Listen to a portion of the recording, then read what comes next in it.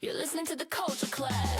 Hello, Clashers. Welcome back to another episode of The Culture Clash. It is finally Friday. It is finally the weekend. And I hope that you are having a little cocktail like we are. Today, I literally have friends and family on the show because I have some people who are so amazing. And especially, there's this one woman who I just adore. I worked with her for quite some time. And I just admire her so much. So I can't wait to ask questions. I can't wait to just chat about her. She's looking fabulous, and we're going to ask why.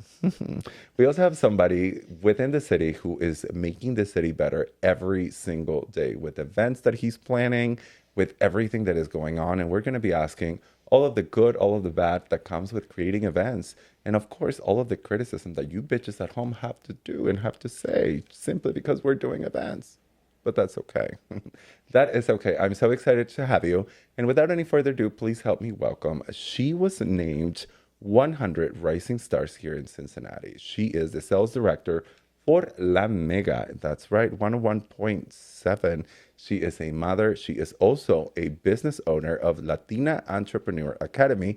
But most importantly, she is my really good friend. Please help me welcome Karla Bolderi.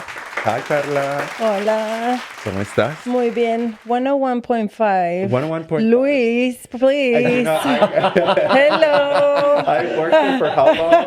Exactly. It's okay. It's okay. Well, without no shade, but the original was 97.7. I know, right? La I miss Mega. that. Yeah, and no shade. I'm very happy for what Radio 1 has done with La Mega. But, the original was La Mega 97.7. I know. Tan latina como tú. I know, It's going to right? be so hard not to speak to you in Spanish. I know. It's okay. We can switch back and forth if we need to. Every single one of my friends tells me that if I'm too drunk, like I keep it together, but they are like, we know you're too drunk when you start speaking Spanish. I'm like, it's the language of love. Yeah. I know. I am so excited to be here with you. Thank you very much for the invitation on this capacity and the work that you're doing. I'm so excited to have this conversation with you guys. Thank you so much, Karla. I admire you for everything that you're doing, not only for the Latino community, but also for Latina women and women in general. You know that is something very, very important and special in my heart. So when we met a few years back and I have understood all of the work that you do, it has just been amazing. And we could not do this show and we cannot celebrate all these amazing women and all these amazing people in the city without celebrating you. I love you. Yeah, I love you. And I appreciate that. I can tell you that growing up in Mexico City had me understand things differently.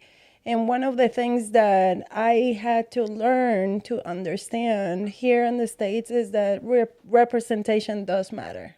So thank you for having me here. Absolutely. We will get to all of that. You growing up in Mexico and talking about representation, it is something that main reasons why I wanted to have you here.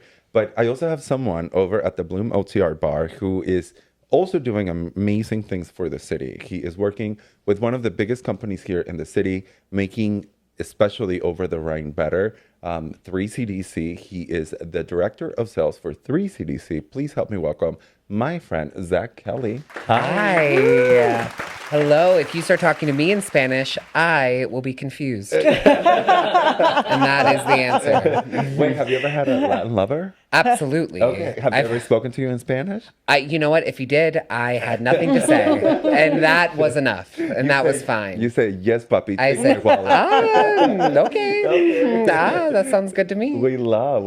Thank you for coming, Zach. Oh my gosh. Thank you so much for How long have you been working with 3CDC? I have been there since 2022. Wow, sometime. And you Yeah. said that you started. Tell us a little story of how you started there. So I have a background in hospitality. I have an acting degree. So naturally, after I moved away from Cincinnati in 2013 to New York City, I got my Bachelor of Fine Arts there in acting at the New School for Drama. And so naturally, after getting my acting degree, I started working in restaurants because that's what you do. Yes, exactly right. And so I was working as an actor, I was working as a stage manager, but I was working in this restaurant, the Standard High Line, down by the Whitney Museum in Meatpacking District. And I became really fascinated. I was like, I'll never work in a restaurant. Fuck that. I won't do that. That is not my energy. But then I was like, wait a minute.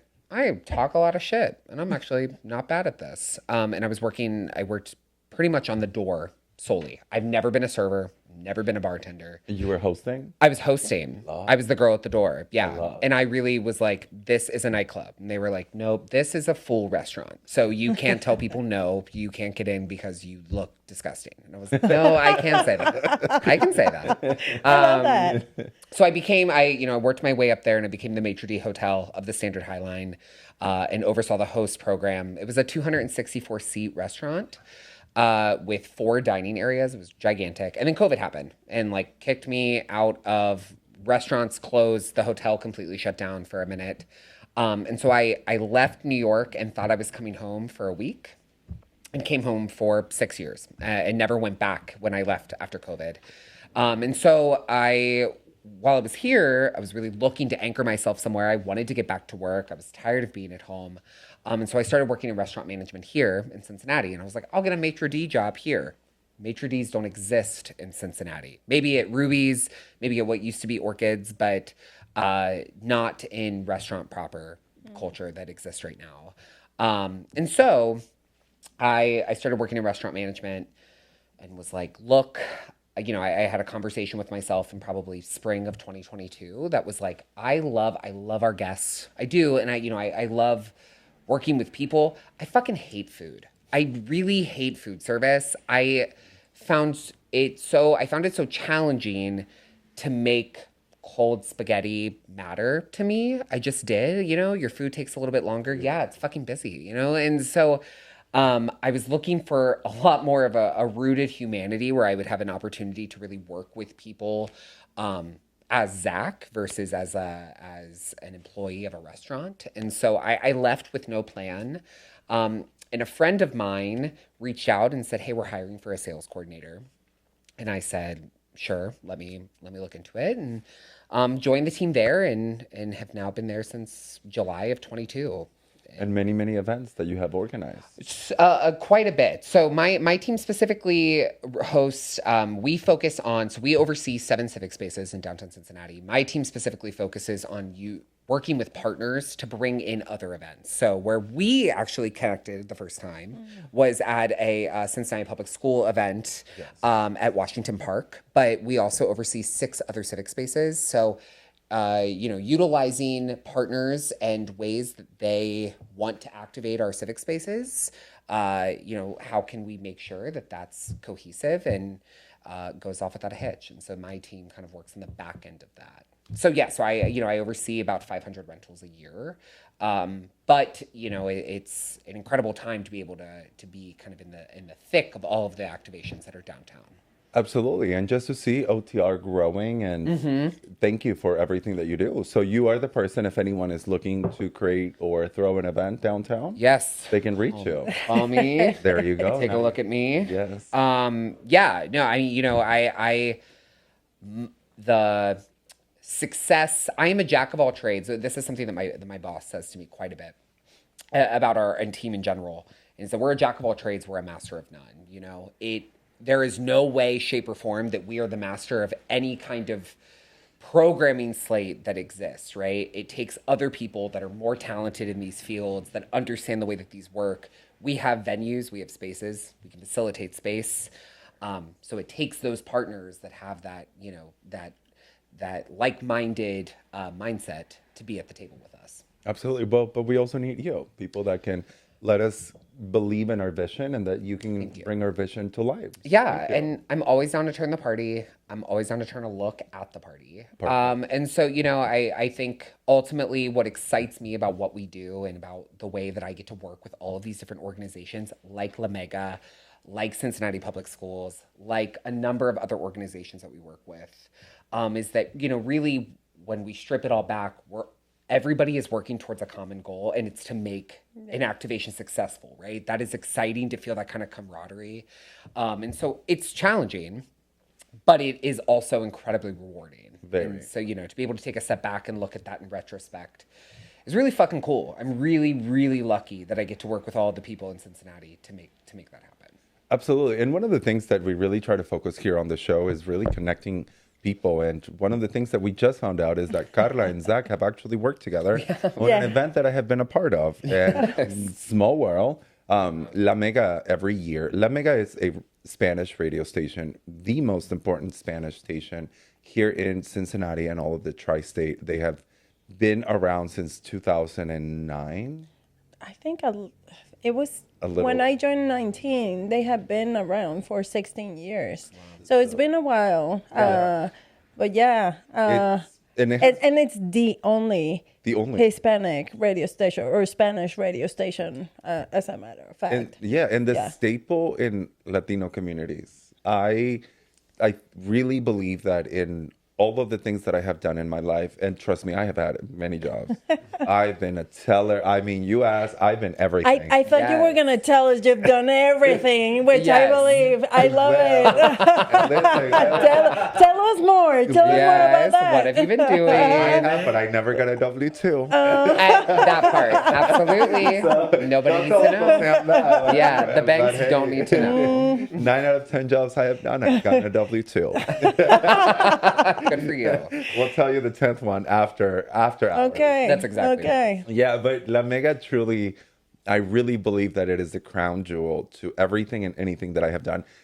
It's the reason why I have the audacity to even ask people like you to come and sit down to chat about nonsense. And by nonsense, I mean your important life and all of your accomplishments. So thank you to La Mega and thank you guys for being here. Oh, my pleasure. Yeah. Thank you. Now, there's one question that we always ask our guests that kind of sets the tone for everyone. And I'm really excited because when we have Latinos, they give us a broad spectrum. But let's go and ask, who is your number one pop divas? Ladies first, Karla. Okay. I had to think a couple seconds, but definitely I listened to my gut feeling, and I am going to say completely Madonna. Madonna. Yes, absolutely. I wanted to be her ever since I saw her singing. It was so different from anything that I had ever seen. Her sound, her looks, everything about her was just so exciting. Absolutely. And I'm going to date myself out there, but I was in middle school. So definitely, I'm like, yes, I want to be like her. Actually, there was a contest. It was very much like American Idol, but it was just in my school. And I actually did a Madonna song, and I won. Heck yes. Can we find this footage? You know what? It would be so amazing to find it, because I remember that was like the greatest day that I could get up and sing like Madonna, and here and this brown skin and my dark hair, and I'm owning it like nothing. It was great. It was great. But do you remember what song you did? You know what? I don't. Probably But like I don't think it was that one. Or But it was one of the it was one of the popular ones. I don't know if it was too much, but I wasn't a nun-school, so yeah, that would have been a little bit too much. I hope you did. What's the one with like a prayer? I need to think about it, because I can't even picture the choreography that we did, and it was just amazing. And at the time, I didn't know, but within my group of friends, I was the most fluent in English, and that's why I kind of had the opportunity to do that. So it was really cool. Okay, let's go back to you speaking English in a minute, because that's something that I really want to ask. Okay. We'll go back to that. Okay. But Zach, I do want to ask, who is your number one pop diva? The Spice Girls. Oh. Hands down. Oh my gosh. I actually, for my birthday, for my 31st birthday, which I just had. Happy birthday. Oh, thank you so much. I was looking for someone to say that. Thank you so much. Anyone else in the room want to say anything about my birthday? Thank you so much. My friend just gifted me, there are like 5 Barbie dolls that are Spice Girl on tour Barbie dolls that are How like cute. antique, and How she cute. got them for me. How They're cute. hanging in my living room. But no, that was my. I used to have a VHS of Spice World, and I went to a Catholic grade school, and every day we would pray, and every day I would pray for my mom and my dad and my brothers, and that my Spice World VHS would not run out of tape. Oh. I was like so scared that the tape would fall out of the VHS. But yeah, hands down, I wanted to be Ginger so bad. So bad. The British flag dress with the boots and the panties. I mean, just fucking. Oh, You're the second person who has said that about the Spice Girls. oh Shout out to Jessica Diamond, who has been on the show before. thank you, Jessica. And that was her number. And in fact, it was Ginger Spice who was her number one. You know, I've always said that about me and Jessica Diamond, that we are similar in that way. Yes. But no, I mean, that changed me as a man. Were you becoming as Ginger Spice for Gay Icon? You know, well, I guess you'll just have to be there to see. Oh, that's right. And for everyone at home, I just want to remind you that Gay Icons is just around the corner, June 6th to be exact. So get your tickets. Money that we raise, this money will be donated to Gay Pride. So don't think that we're keeping any of this money. Like, we are not making any money. If anything, we're spending a lot of money on these looks, on this red carpet, photographers, lighting. Like, it's going to be a gaggery. So I expect looks. We're also going to have a fashion police. So make sure that you guys are coming prepared, because otherwise I'm going to be dragging you. I'm going to have no Out. mercy. Say that. Out. Yeah, None. speak the truth. You just Yes. stop. Carla, I heard that you unfortunately can't make it to Gay Icons this year. I am so sorry. I'm going to miss it. I have a wedding. Oh. But next year as Madonna. Absolutely. I will be right there. Next year as Madonna, you will be there. I'll be there. Now, Carla, we usually, honestly, this podcast kind of started as like, we wanted to talk about pop culture and whatnot, but it has really evolved to the more, and every single guest has been so interesting, but we just keep finding like really interesting guests that you guys are pop culture. And I am so interested in finding out about you guys. So I have some questions for you. Some things that maybe we can relate on, and some things that we might be able to relate on after this conversation. So, Carla, you said you were born in Mexico City to be exact. Correct. And when did you move to America? I moved here when I was 20 years old, and that was 1999. And did you know English? I did. Okay. I did. I have spent most of my life in bilingual schools. So I thought that I was fluent. Actually, within my circle, everywhere I was in Mexico, I was always the one that was most fluent in English. Little did I know that I wasn't that fluent when I got here, right? Because I realized that yes, I could establish a conversation one-to-one with anybody, but just having a room full of people having conversations, it was a completely blackout. You know what that means, right? It's like, okay, I'm not even here. I'm just going to move over here where I can have one single conversation. And it didn't help at all that I spent the first 10 years raising a family, and I was kind of very isolated. But it took me a while to get to a place where I can follow conversations, that I can understand the different ways of speaking, or even different accents. And it's very interesting that you say that, because I think that's a lot of the times when you have this language barrier, you kind of isolate yourself because you don't want to put yourself out there and be exposed of being criticized or being bullied for the way that you speak. And one thing that I have really learned upon meeting you is like, no, it's okay to have an accent. It's okay to be brown. It's okay to be Mexican. And it's okay to force yourself into every room and every table that you got to be, because no one is going to give you that. No one is going to tell you like, oh, you're the brown girl, you're the gay man, like come sit at the table because we don't have enough of you. Like, you have to make yourself so dependable, and one day they look around and they're like, oh no, we're missing the essence of this person, rather than just like the token person that they needed in order to, fill up every seat. I love the way that you're articulating that. And I can tell you, yes. And hearing you say that you look, you look up into the ways that you have seen where I actually act on that, it's taken a long journey. Definitely, I can say I've been here 30 years. If you ask Karla that got here, at Karla the first 10 years, I would not be that person. I was the person double guessing, double thinking about, is this the space that I can be at? Because I don't think I belong. And I felt like that for a long time.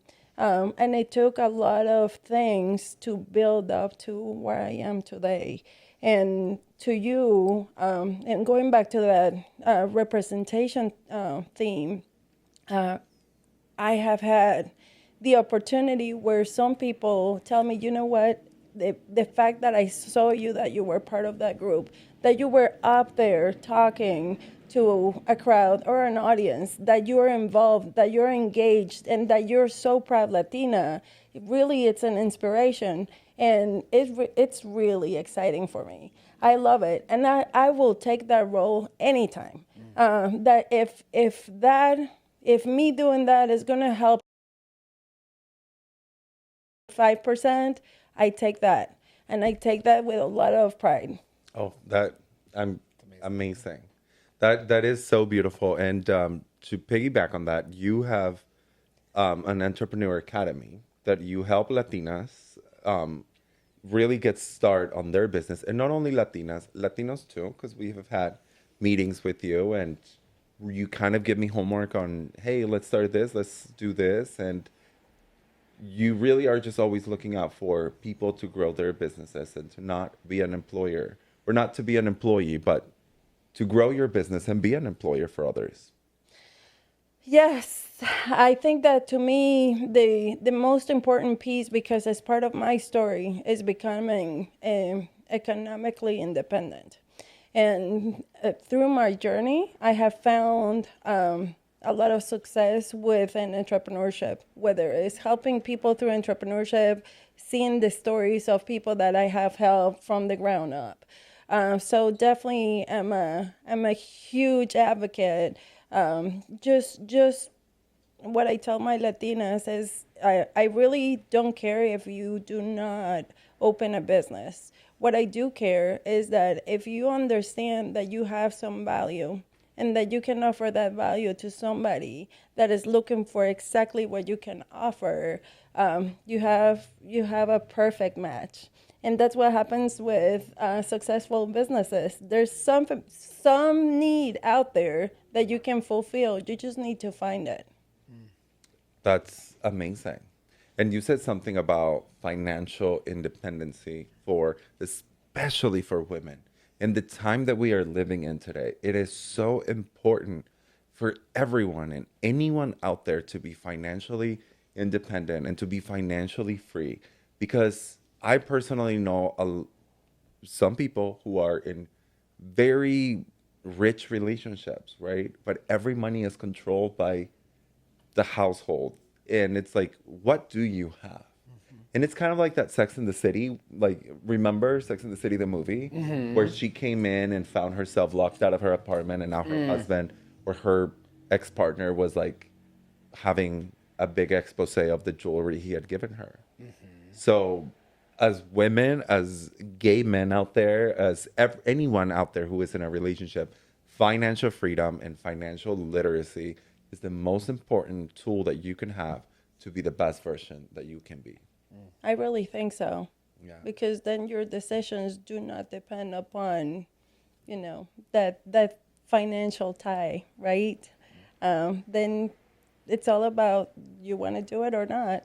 Especially financial ties to a man. Ugh, gross. Right?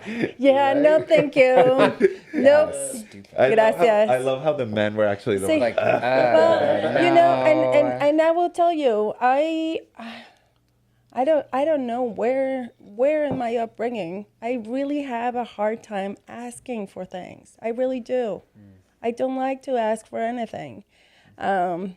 Of course, now I understand that we need help, right?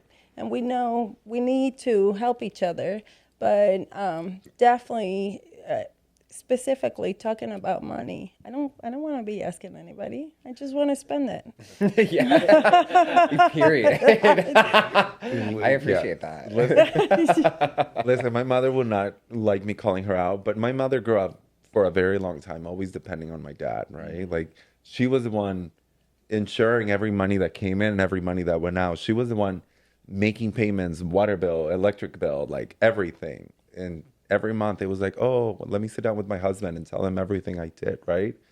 And then when she started working after we became teenagers, she was like, there's nothing better. She's like, yeah, back then I knew I could spend anything that I wanted. But at the end of the day, at the end of the month, I had to sit down with your dad and be like, I spend this money here. I got an ice cream. Sure. And she's like, I don't have to do that with my bank account. I know. And she has a joke and she says, your money is our money. My money is my money. So, That part. period to her. Say that. That's awesome. Yeah. Amazing.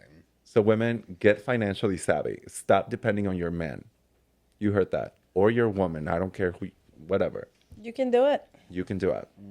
Now, Zach, are you from Cincinnati? I am. Where did you grow up in? North Side. Northside Cincinnati. Mm-hmm. Oh, so you're a fun lesbian. I am a fun lesbian. That's what mother always said about me. Love that. Yeah, I grew up in Northside and went to a Catholic school for the first 5 years of my elementary school experience. And then I went to performing arts. And that was like, oh, okay. From one end my to another.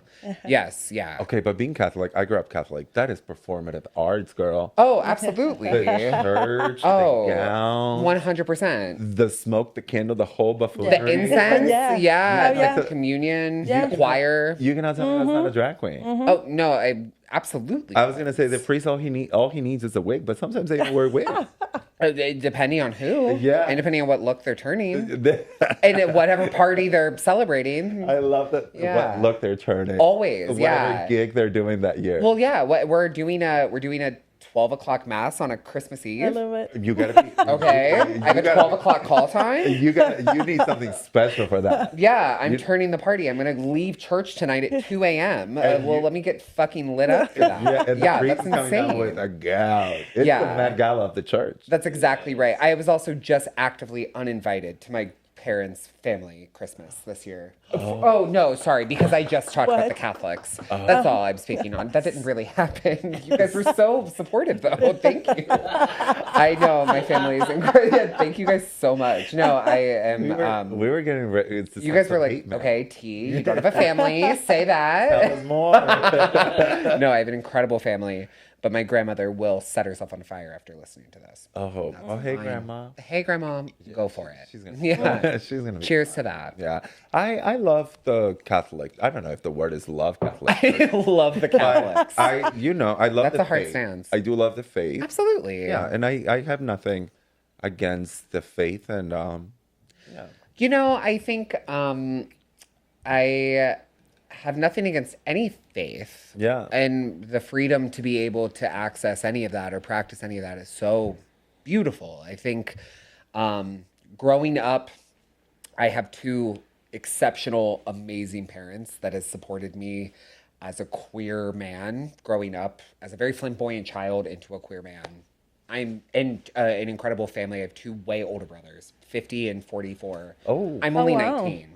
I'm, Wow. I'm 31. But What? yeah, what? Shut up, Zach. What? What? We're going into the facelift Yeah, no one conversation. ID'd What me. did you do? Yeah, oh, it's just ointment. That's it. It's just cold cream and Botox. water. Yeah, and Botox. We need doctors. That's exactly right. Yeah, and a rich husband that I have. There you go. No, but I'm incredibly blessed to have the family that I have, that embraced me like they did. I think the thing that I experienced going to a private Catholic school for, and I was 5 through 10. It was like kindergarten through 5th grade, was that there is a culture around this, around the school, around athletics or around parent involvement. My mother is not Catholic. My dad is. There was a lot of feelings about that, about my mom not getting baptized and not pursuing that. But then on top of that, I didn't want to play sports. I wanted to do theater. I wanted to play with dolls. I didn't want to, run or be in football or do jump rope at recess. I wanted to play house. And so my fourth grade teacher had a meeting with my mother at parent-teacher conferences that was like, look, if my mom had gone to parent-teacher conferences to express to this woman who also ran the drama club. So it was it was like I was an actor. I wanted to perform. She met with my fourth grade teacher, and my fourth grade teacher told her, look, if he wants to have more friends, he should stop being so flamboyant. What? And my mom What? was like, I'm going to whoop your ass. And that was the last time we did parent-teacher conferences. Wow. And the next year I was pulled out of the school. So, I am incredibly lucky to have the family that I have and the support system that I do. But growing up like that was tumultuous because growing up in that kind of environment was tumultuous at school. Yes. It was not tumultuous at home. But, Yes. Wanting to pursue the arts, not interested in sports, having this incredibly, I had this creative side of myself that I was exercising outside of school, but then to go to school every day and not be able to was challenging. So I think that is where the negative connotation comes from in that regard. Wow. Yeah. Well, look at the camera and tell that teacher that you are now on TV, being watched by millions of people on this fabulous podcast scene all around the world. Yeah, let me tell you something, Nancy. Yeah. I have something to say to you, and it's that you're a bitch. It's on side, Nancy. Yeah, but if you want to sponsor the podcast, you can reach out to Louise, and we'll talk about what the financial ask is. Listen, I always say we'll take people's money. Hey, Yeah, of course. You want to talk shit and watch Say that. wash away your brand? Yeah. We'll take your money. Absolutely. I still haven't forgiven you, but I will take your money. Forgiveness does not have any impact on your bank account. No. At all. Absolutely not. And I will use that money to help people. And That part. and Absolutely. Zach, Yes. as you're speaking, it makes me think two main things came to mind. Yeah. One, I also grew up in a Catholic construct. Yeah. I would say because my mom was divorced, so that was a big no. Yeah. And it was a big breakout. Oh, Yes. So I think that had a lot to do with my rebellion because I saw some of it. But I wanted to be a nun. I wanted to be a nun. So I am just Yes. thinking, where were you guys when I was in grade school? I Totally. needed to have this conversation. So like what? Absolutely. It took me like 10 years later to understand that nun was Yeah. not my calling for this world.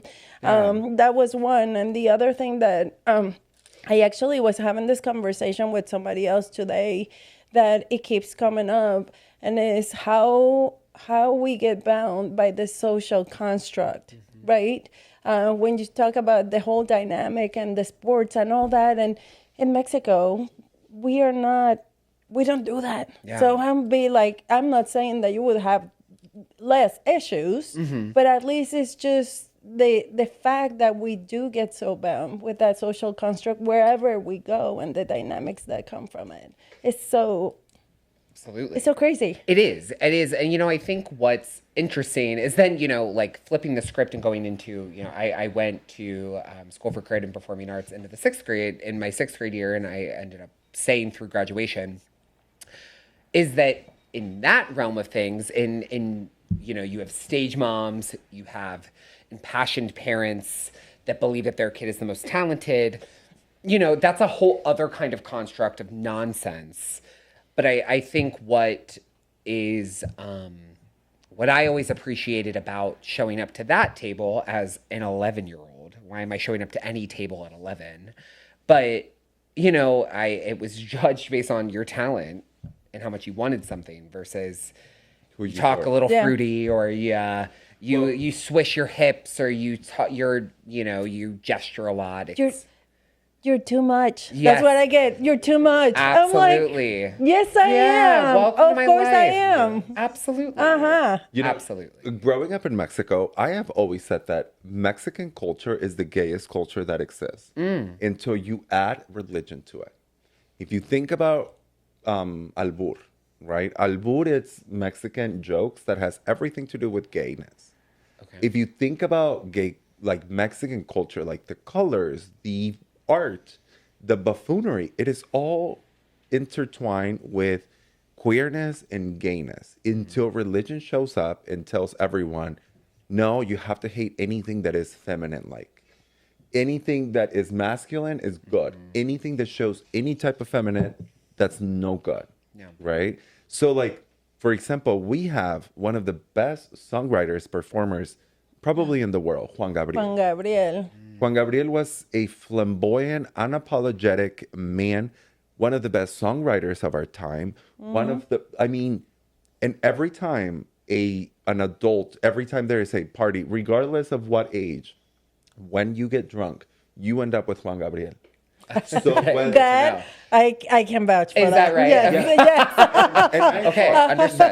And Okay. whether I'm talking whether it's the gayest party where we're all doing drag, or we're talking about the straightest old man after the football game that just had one too many Coronas and one too many tequilas, they always end up with Juan Gabriel It's a shared experience. because culturally. we just Salud. we just love the flamboyant. It's like Yeah. no one cared about Juan Gabriel, how flamboyant he was, because we don't care until that social construct Yep. of being like, oh wait, we're not supposed to do that. The church told me that. Then that's when we start criticizing it. But Mexican culture is gay. That's all I have to say. It's gay, and I experience it every day when I work with people in the restaurant business. I mean, I just love them. I would not be able to work in the restaurant business if it wasn't for all the Latino men sexually harassing me in the kitchen. Shout out. I love them. No wonder why you're so happy. Yeah, it's good for you. That's, what Look a at that. feat. Did you see that smile? Yeah, It's so pleased, so proud it's of the like, work. hey. And listen, my new joke is that I can now put my hair up on a ponytail. And I tell the guys in the kitchen, I say, you can grab me like a stick shift. That Wait is a minute. crazy. Yeah, I'm obsessed with that. Good for you. Yes, they're going around saying they're going to drive me home. And I said, Not drive you. You are the car. Right? Yeah, in that I circumstance. think they mean they're going to ride me home. Period. Yes, motorcycle. But yeah, That's lit. Okay. I'm into that. Yeah. Okay. Whoa.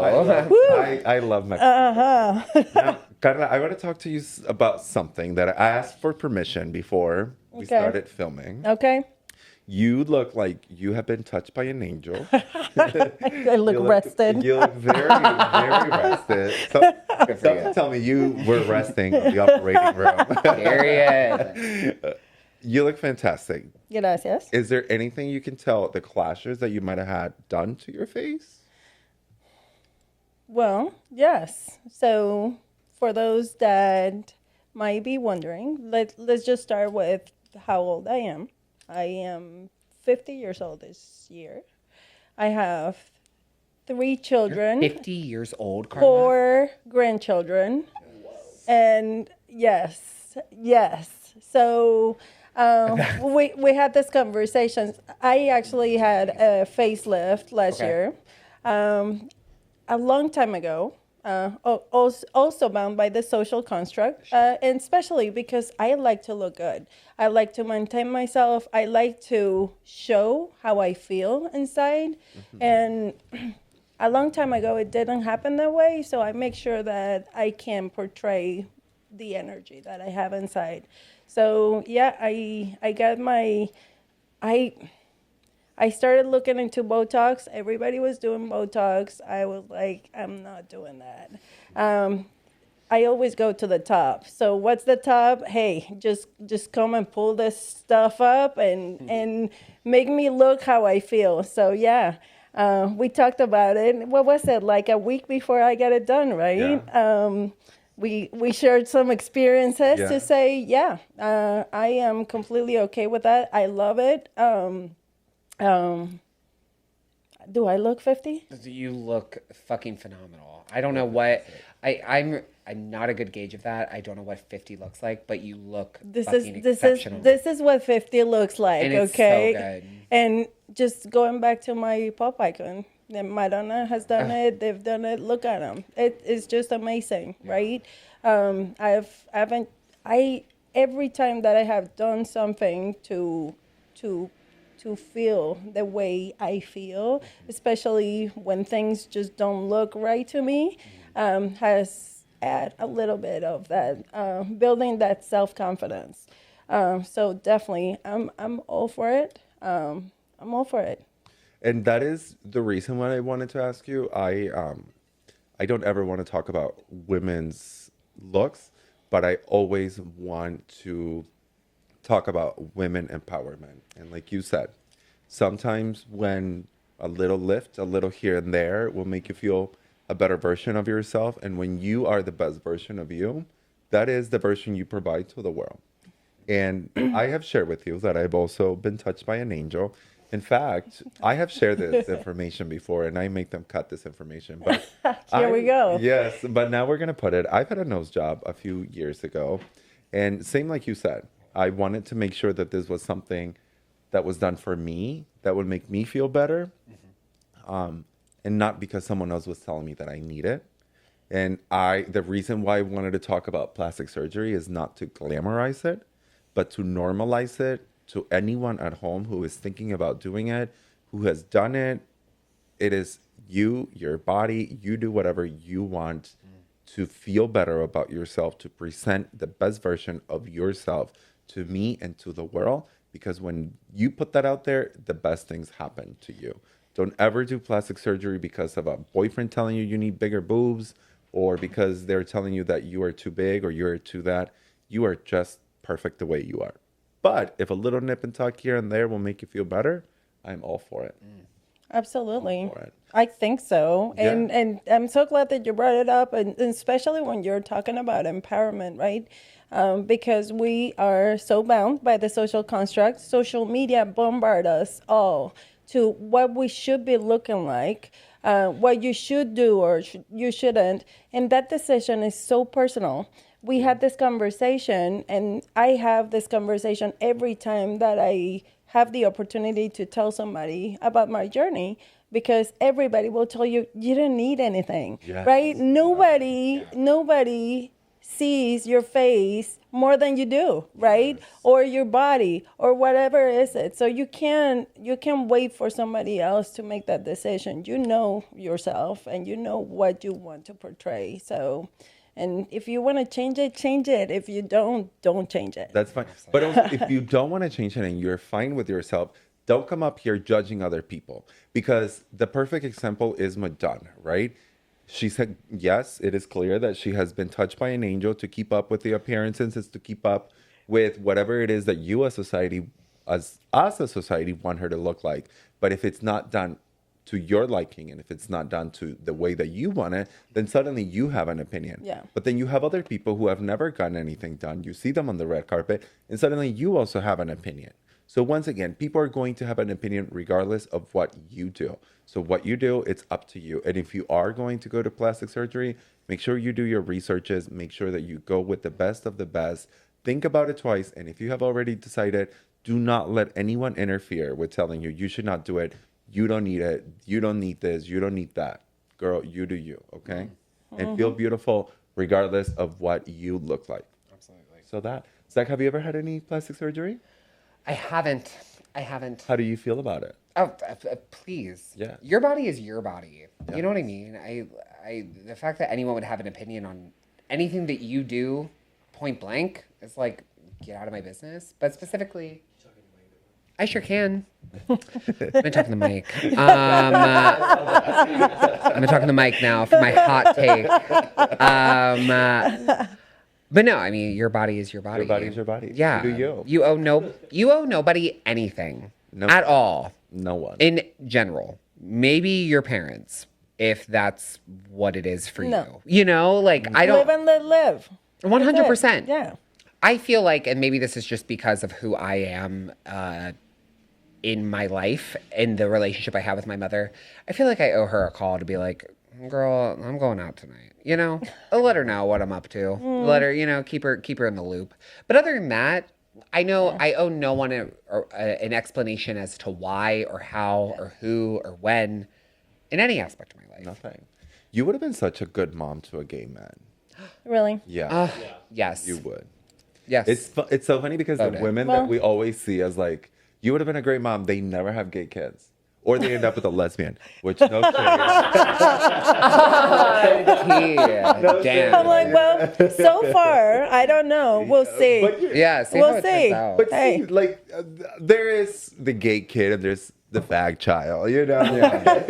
There's a difference. I know a lot of gay men that I'm just like, are you even gay? you know? 100%, yeah. Like, it what do wasn't you mean hard. you're on your dad's side? You're supposed to be on your mom's side. No, absolutely. Listen, one of my like my mom is really my best friend, and everything goes back to gay icons. But this year I am doing a Latina woman, and it's really really interesting because I grew up with a gay uncle. He is 65 years old and the epitome of being gay. He played volleyball. He was a hairstylist. He was the hairstylist from Morelia, Michoacan, which is the city I was born in, and I used to watch my mom getting her hair and makeup done every time we would go to weddings or quinceañeras. But my macho dad, half of the time, would not let me be at the hair salon. Right? So he would just be like, okay, you go. And I would just be so sad. It's going to rub off on you. Yeah, The yeah, right it's way. contagious. Yeah. What? Little did What? he know. Well, now my uncle is coming all the way from Mexico to do my hair and makeup. Oh, get for- out of yeah. here. Oh, how that is special. so cool. That is so cool. It is such a moment that him and I are going to get to live where no one on our ear telling us that So men magical. don't do this, that men shouldn't That's do so this. special. So I'm really excited. So for everyone at home, June 6th is Gay Icons. The red carpet will begin at 8 p.m. Thanks to all of our sponsors who have come together to create a beautiful event. For all of you guys who have been on the show and know Henry, he has a surprise for all of you at Gay Icons. So just wait for all of the production that's going to be happening. And please post a lot of pictures because unfortunately I'm going to miss it. But I want to see you guys. I can't wait. And I can't wait to have you next year because I know you're going to bring some Latina, or if you bring Madonna, I've done Madonna for the Super Bowl one year. I was like a 7 feet tall man. Oh, nice. It was the best. But I'm Nice. ready to see Talia. I'm ready Okay. to see Francis. Okay. All of these people in the Latin community that have also shaped a lot of the arts that we don't give a lot of credits here in America. But so many gay Latinos who have been in this country who have helped us shape where we are today. Now, Karla, we talked about The fun stuff. Hey, the let's get- fun Yeah, stuff. let's get into business. brass So, tacks. the Latina Entrepreneur Academy, what is it exactly that you do, and how do you help women with this? That's my baby. That's my baby. So the Latin Entrepreneur Academy it was founded in 2017 as a response. I haven't mentioned it before, but within my professional life here in the States, I have focused specifically in 3 pillars: small businesses, the Hispanic community, and Latina women specifically. And in 2017, I used to be very engaged with LULAC, which is the League of United Latin American Citizens, the biggest civil rights organization for Latinos. And the program came about. We were chosen 1 out of 4 locations in the country. And really, the program was to get about 40 Latinas, teach them how to write a business plan, and on we go. So I, by then, had already started working as a business advisor. So it was kind of my 2 worlds colliding together into where my passion lies. So quickly I realized when I started that program that the need for it was so great that we actually have become, that was the start, we have become the only program that has become self-sustainable, and we have been doing it for 9 years. So what I do is a cohort-based program. I teach Latinas how to start and run and grow a business. I can tell you the story that has stuck to me forever, where I understood that this was where I needed to be, was on my second cohort, 2018. one of the participants, when we finished the cohort, she came up to me and she said, you know what, Karla, I actually came here because I didn't have a third grade education. I've been helping my husband's landscaping business, and I feel that I'm not helping enough. And so the reason that she joined was because she just wanted to learn how to help her husband. At the end of the program, what she shared is that not only she was ready to help much better in a more equipped way, but that she was already brainstorming about the business ideas that she wanted to execute. So I can tell you now, she has successfully opened a business. I really hope and I think that has gained financially independence. And those are the stories that make my life so exciting, where I realize this is where I want to spend some time and effort. So ever since, we do the program once a year, and we run a wait list that oftentimes waits 2 years to get in. We have about 200 people waiting. I have already committed 30 people for this year, so really, really excited. I love doing that work. And I envision that there's room to expand. The need is great. You see, this is Cincinnati, such an entrepreneurial place, and I've had the honor to work on that space, but definitely realize that there's not that space for Latinas, regardless from being bilingual or not, or whether the program is in Spanish. But the important piece is that it's not just a class. We're building a community. We're building a community where people are doing business with each other, where people are connecting to resources in a more efficient way. So, yeah, that's my baby. And not only that, but you're also giving a lot of Congratulations to you. right. That's exceptional. That's really important work. Yeah. Thank you for sharing that. And aside from all of the business that are coming from these, know that a lot of the time Latina women are raised differently to be seen as a collateral or as a second option for men, to give them the power and give them that freedom of understanding, like, you are capable of being a business owner, you're capable of being as good as your husband, if not even better. And by you just being yourself and giving them these tools, I know that we are creating the next generation of Latinos in the city who feel empowered to do what they have to do. So I love thank it. you. I love it. I love it. And as you said, the stories, and it's been 9 years. And as I mentioned before, and I make it very clear when they come through the academy, it's all about the mind shift. The mind shift. If you come in one way and you come out thinking about things differently, I have done my work. Because definitely you can apply that mind shift to anything and everything that you do. It's like your own sales. And you know that we are all in sales, actually. Absolutely. All the time, right? Because I get that I get that so often. I don't do sales. I don't like to sell. Yes, Yes, you we do. are. Yeah. Yes, we are. And the day that I understood that I'm selling myself all the time. How I talk to you, how I treat you, how we go about things. Do we get things done? You mentioned it.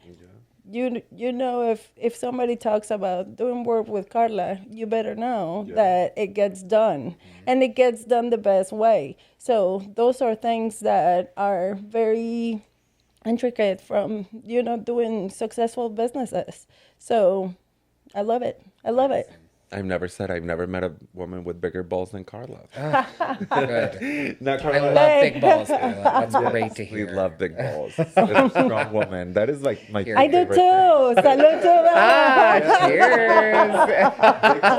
Big balls. To big balls and strong That's my women. favorite thing. There you go. Not together, but yes. Hey, why not? You're right. Put them together. Hey. Yes. Happy Pride. We love it all. Now, Karla, one last question. Let's say that that I am a woman, but I might not be Latina. Can I still reach out to you? Yes, absolutely. So this is inclusive, and for everyone at home watching, especially if you're a woman out there, they can reach out to you. Absolutely. Wonderful. Perfect. Now, Zach, I know that you recently moved the ice skating rink to make space for this wonderful place called Winter House. Yes, so this was actually like a symbiotic relationship between Winterhouse and Elm Street Plaza.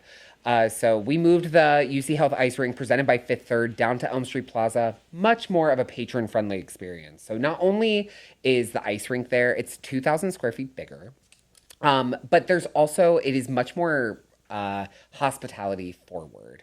There's igloos that are available for rent. There are pergolas that are available for rent.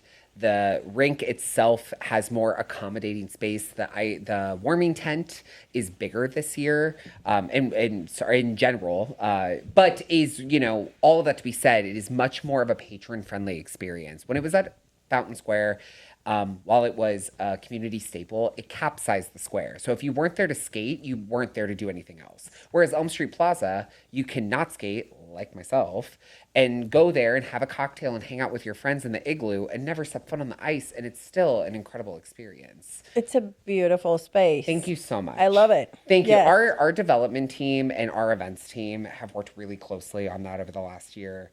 And so 2025-2026 season was wonderful. We saw a 6% increase in terms of attendees, and really, really great feedback. So excited to see now with the convention center in full swing, how those two spaces speak to each other. Really, really exciting.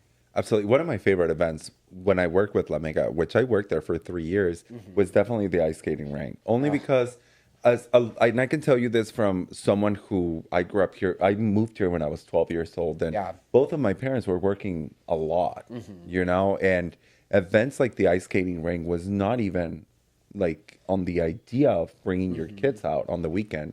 And I remember working at La Mega and really inviting a shitload of people. At the time, I was managing a cleaning company, and I remember inviting all of the people that worked for me, all of their kids, and I promise you it was one of the best experiences they've had. I love to hear that. And That's incredible. everything that you guys haven't really seen a lot of behind the scenes, but this really is what this show is all about. Karla and Zach are connecting on how they can make events for the Latino community, for Latino entrepreneurs, and that really just fills my heart with love, because that is all I ever want, for this city to be bigger, to be better, not just for certain people, but for everybody. So I can't really thank you enough for bringing your expertise and your opinions to this wonderful city. And you moved to New York and came back. I did. I'm from Mexico, moved to Chicago, came back. You're from Mexico City, came back to the city. So there is a very specific reason as to why we are here, why we're back. And that is to bring our creativity, to bring our energy to this city and make it bigger, better, and more brightful for everyone involved. So thank you both. Thank you. Thank for having you. me. Yes. Is there and anything else that you guys would like to plug in, Karla? I would say I am not from Cincinnati. So it's always funny when somebody asks me what high school I went to. And Yes, I which actually matters. respond, and they go that blank face. Yeah, what the hell's what do you that? mean? Can you repeat that? But I would say I echo what you said, Luis. Definitely, this is home for me. I've been here for longer than I was in Mexico City. I raised my family here. I've built things here. This is home. And I love Cincinnati. And more importantly, I love to be intentional about making a better place, whatever that means. I have grown into the city to, plug my expertise that I have had building my professional side with small businesses and with the Hispanic community, but just overall, right? Being excellent people, great people doing great things. And thank you for making spaces for us to collide, for us to actually put a face on the email. How different is that, right? Yeah. And learning from each other and building synergies, because that's what it's all about, making a better place. Absolutely. Absolutely. I mean, I would say it is an honor and a privilege to be able to share a room with the two of you. You know, I think we as activators and as people that hold space for other activations to happen, you know, we are in no way, shape, or form, like I said at the top, are masters in everything. And so it is profoundly impactful to sit here in a room with you and listen to all of the incredible things you do. Karla, is magical. So thank you. And, you know, women keep the world go round, and it's that's tea, and it's worth repeating and worth getting tattooed on your chest. Yes. They're the foot on the gas in this fucking world. They are very that. know? And we are not on the top, but we are heading there. And we want to take every single motherfucker in Cincinnati there. Period. Every creative and every talented person. We are here to listen to your story, to give you a voice, to give you a camera. That's all I'm here for. And shows like today really just makes me feel like this is the reason why I do this, to get people together, to create a better community. And I did go to high school here in Cincinnati. Shout out to all my Vikings. Hey. Hey. Vikings is what high school? I went to Princeton. High school. Say that. Yeah. Say that. I know how to fight. Okay, say that. Yes, I know how to dance. No, I don't either. So that's amazing. Yeah, I'm street smart. Is that right? Very perfect. Well, Clashers, thank you so much. What a wonderful Friday. I truly am in awe with both of my guests today, and awe with all of you. It has been such a pleasure on this Friday to have both of you here. Zach, why don't you give us your Instagram handle so that the girls can follow you? Please do. And my Instagram handle is at Zach, Z-A-K, Kelly, K-E-L-L-E-Y. There you go. You can follow Zach and 3CDC and keep up with everything that is going on within our city. Karla, where can we follow you so that we can maybe sign up for the Latina Entrepreneur Academy, or just keep up with your fabulous traveling life? Well, so if you want food, travel, and fun, you can follow my Instagram at Karla Boldry, Boldery. If you want more everything that I do for business, it's either LinkedIn or Facebook, and both are Karla Boldry. Pretty straightforward. And I have to say this because I said it at the beginning. So Karla Boldry is short for Karla Cecilia de Los Angeles Cardenas Alvarez. So just take that. I love Yes. That's a rich name. Yes. Oh, Yes. My God, that sounds like you have been married to like 6 men. I love it. Yes. Your mind goes places that mine don't. I'm a little jealous. I'm like, where you been? What you been doing? What does that What? mean? I've been What? in 6 marriages, 7 divorces. Absolutely. 8 Keep the engagement names. rings. Yeah, Yes. keep the names. Just for the cloud. Absolutely. In the chat. Karla, you know how much I admire you. Thank you so much for being here. It is an honor. You really have given me the audacity to ask for what's mine. You have given me the audacity to not I'm gonna cry. ask for a seat, but to demand it, because our talent and who we are deserve it. And I know that you are empowering so many Latinas, so many women out there, and I thank you for that. Zach, I know that you are doing amazing things for the city. Thank you and 3CDC for everything that you do for Over the Rind. We have seen a massive change in the last 20 years, and it wouldn't be if it wasn't for people and companies like 3CDC. So thank you so much. Thank you. Thank you for having me. Of course. And everyone at home, I just want to remind you one last thing. June 6th is going to be Gay Icons. The red carpet will begin at 8 p.m. to 9 p.m. And then at 10 o'clock, we will be crowning our winner. We have really exciting surprises for the winner and for other people involved. So make sure that you are purchasing your tickets. And last but not least, I do want to give a huge shout out to Mama Lo Hizo, a Mexican restaurant in Findlay Market that Karla is also involved in Findlay Market. They're sponsoring today's episode, and we cannot wait to eat some tacos. So thank you so much. With that being said, Clashers, thank you so much for watching us. Thank you so much for listening. I hope you have a wonderful weekend, and we'll see you another week. Bye. You're listening to the Culture Clash.